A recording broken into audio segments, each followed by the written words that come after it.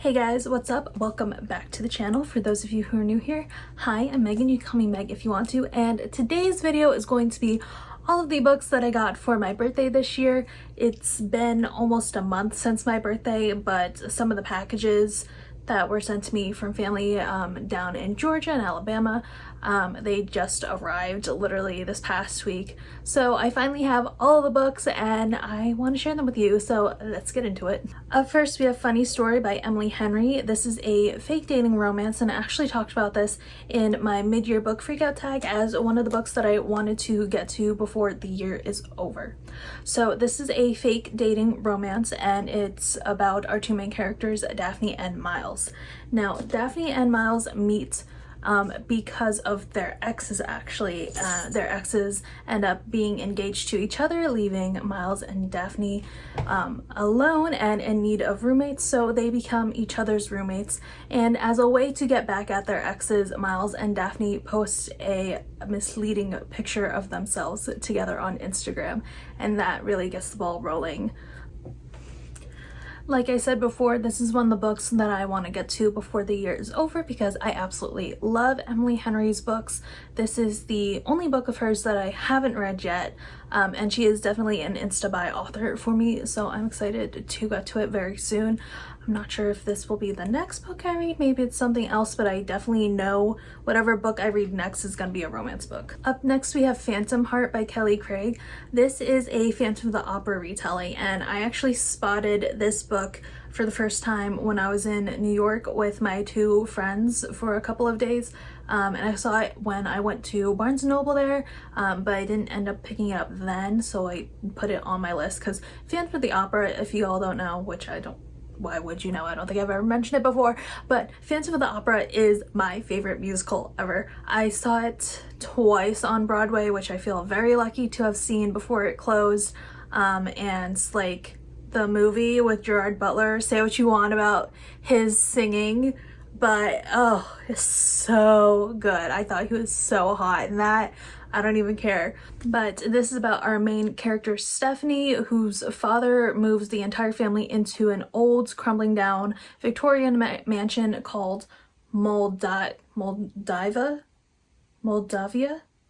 I don't know. And that's when these ghost encounters start. The school says her new home is haunted, and her little sister insists that there is a masked man hiding in the closet, but Stephanie doesn't believe in ghosts or phantoms or anything of the like. But strange things keep happening, which leads a boy named Lucas to take a special interest in Stephanie and her home.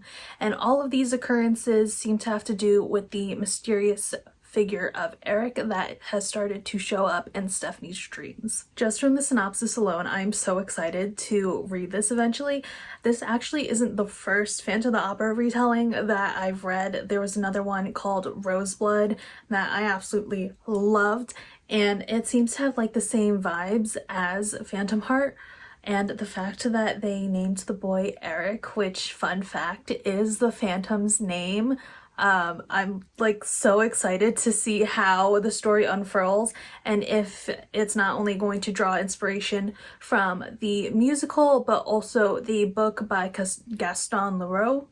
I read the actual Phantom of the Opera book and was not a fan of it.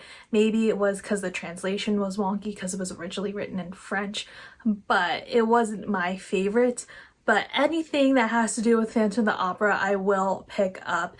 And I'm wondering too if maybe Creagh, I'm wondering if she also pulls inspiration from what inspired Gaston Leroux to write the book, because that's what Roseblood did. There's a lot of overlap between the book, the inspiration for the book, and the musical, so I'm excited to see what happens in this. Okay, up next we have two books that I think kind of needs to be talked about together, but the first one is Julie and the Phantoms, The Edge of Great. This is the novelization of the TV show, and then the second one is Julie and the Phantoms, Whatever Happens, and this is an original story that does not take place with the TV show. So this year was my Julie and the Phantoms year, the first, I want to say, like April or March or April, whenever I went over to Massachusetts to see my friend Kaylee. We binge watched it together there. She introduced me to it. Fell in love with the show and the music. It was on repeat nonstop for at least a month straight, and I was so disappointed that we didn't get a season 2 like so many others in the fandom.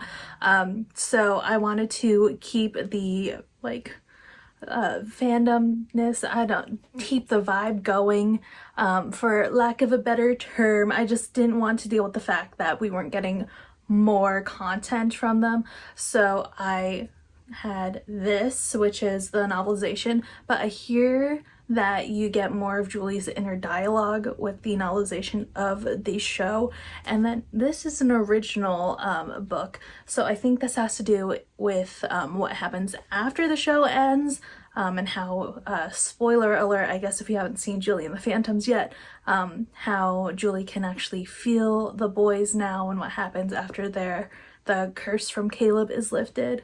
I definitely can get through these really quickly. They're so thin, and obviously I know what happens in this one.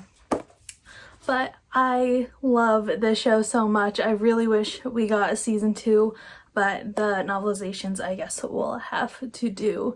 And like, I miss my boy Luke. He's my fave because, I mean, Charlie Gillespie's gorgeous, gorgeous man, and also gorgeous singing voice. So yeah, and my aunt who got me these 3, she was like, did you see I was trying to do a theme with phantoms? So thanks, Aunt Kim. Okay, and finally, I think the last 5 books also kind of have to be talked about together because they're all by the same author, and that is Elle Kennedy. So I told this story on one of my recent vlogs, but my best friend Kylie, who I love and adore so very much, she got me a blind date with a book for my birthday, and it came with like annotation highlighter and some sticky notes and some pretty like vinyl stickers with the blind date with a book. But she selected a spicy book for me to read, not knowing like what spicy book they were gonna give me. And I ripped it open from the bottom and I started laughing, and she was like, Meg, what happened? Because we were on FaceTime when I opened it.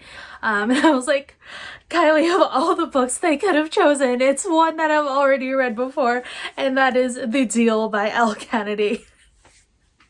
And she started laughing, but it's okay because I love and adore this story so much.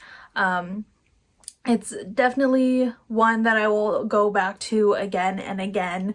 And I already wanted to reread this at some point, but now that I have the annotations, like sticky notes and highlighters and stuff with the like blind date with the book package, I guess, I definitely think I'm gonna do that with this one. Let me know in the comments if you want to see me do a video about that, because I think that would be fun to do, because I don't usually annotate my books. It's kind of hard for me to write in my books, but since this is an extra copy, I definitely will do that eventually. But I thought it was so funny, like my best friend knew me so well that like she got me one of my favorite books of this year and she didn't even know it. And the next 4 books are the entire Briar U series by Elle Kennedy, and these are why it took me a while to get my birthday presents, because apparently they were pre-order, my cousin told me, because they all have the blue edges. If you've been following me for a little bit, you know my struggle with trying to get the 3rd book in the off-campus series with the blue edges. So they all came with the blue edges, so I don't have to go on a hunt for them. I'm so excited to read these. I already think like Elle Kennedy is gonna be my most read author of this year, honestly. But these novels are about the players who are up and coming, like freshmen and sophomores, that play with the characters in the off-campus series, and they're now in the off-campus apartment that these boys were in, I'm pretty sure.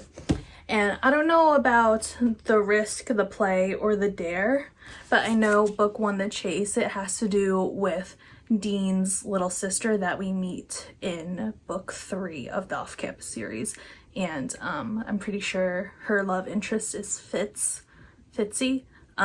So yeah, I'm so excited to be back in this universe. Like, oh, it's just, she just writes feel-good stories, and when I opened them, I was like, oh, I'm in my hockey romance era, and my aunt was like, you read hockey romances? And I told her the entire story of being at Kaylee's and like reading her bookshelves and all that.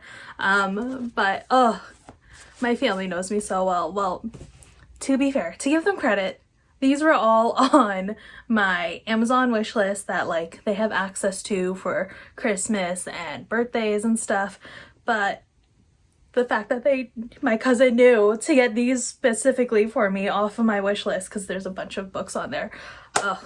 I'm just so excited to get to all of these books. There's not enough time in the day to get to all the books that I want to read, but those specifically are definitely a high priority. Oh, I'm just so excited to read them. But that is it for this video, guys. I hope you enjoyed. And if you want to see more of me, make sure to hit that subscribe button and also follow me on all my other social media, which is linked in the description box down below. Other than that, I hope you have a wonderful morning, noon, night, or day wherever you are in the world, and I'll see you next time. Bye!